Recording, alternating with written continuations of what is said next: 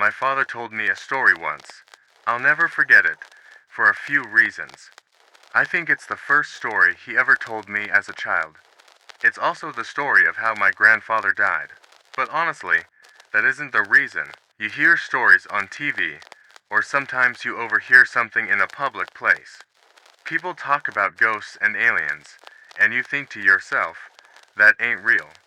They're making it up, or they're mistaken, or they're crazy, or something like that. You just can't believe it. That is, until something happens. Something that brings it all together, connects the dots in a way you didn't think of before. Maybe it happens to you, or be you hear the same story, again and again, from different people. It doesn't take long for the world to become a lot bigger than you thought it was. As I said, this is a story my father told me, but I never believed it, even though he swore up and down it was true. It wasn't until I started clicking around the internet that I started to believe. I started to hear other stories, just like the one my father told me. It didn't take me long to believe after that. That's not what my father called it. Of course, he's never used the internet in his life. He wouldn't know what the online community had taken to calling it. When he chose to call it something other than it or that thing, he called it a skinwalker, after an old Cherokee tale his grandfather told him. But I'll tell you the story, the way he told it to me. We were out hunting one night, in the woods surrounding the dairy farm in Ohio where we lived at the time, he'd tell me. We were tracking coyotes. We'd kill 'em for $50 a skin. They'd kill calves sometimes. We'd do it every night because we needed the money. Sometimes, while we were out, we'd come on a deer and kill it.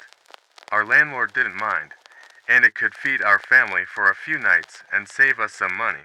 Anyway, we were done making our rounds and heading home, walking 'cause we didn't have a car or four-wheeler back then. We'd cut through the woods. That's when we came upon it.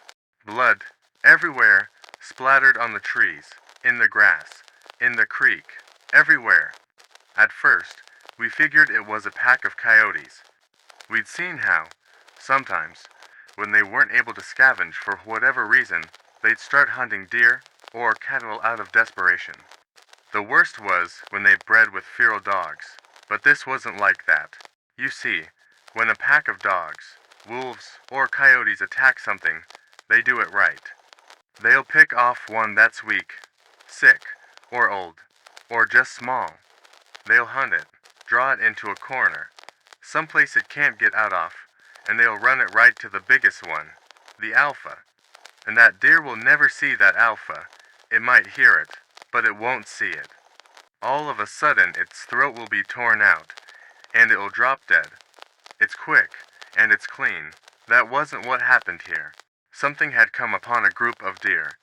Coyotes won't attack a group. Wolves wouldn't either. They'd get too much of a fight. There were three bodies, just torn apart.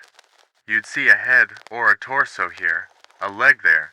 Predators don't do that. They don't leave scraps behind. Whatever had done this hadn't done it for food. It had done it for fun. But we didn't know that at the time? Of course. We just saw a bunch of carcasses and figured it's something we had to take care of. I remember my dad telling me to go home, that he thought it was the work of a pack of feral dogs. But I wasn't leaving him, and I damn sure wasn't hiking through 2 miles of woods alone, in the dark, with nothing but a .22 and a pocket knife. I was only 13 at the time, so a .22 rifle was the only gun I could reliably use. Dad had the shotgun, and I wasn't going anywhere without it or him. It took me a while to convince him, but finally we began tracking whatever did that. It wasn't hard, either. We just followed the blood.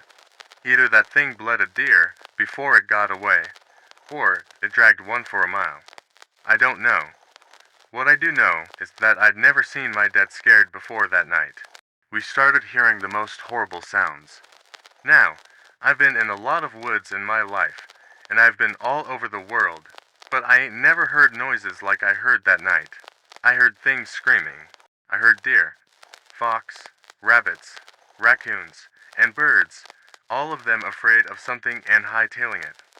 Keep in mind, This is maybe 12 or 1 o'clock in the morning, except for the fox and some birds.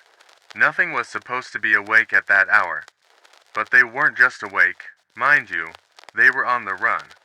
That night, I saw flocks of birds flying straight into trees trying to escape. Something.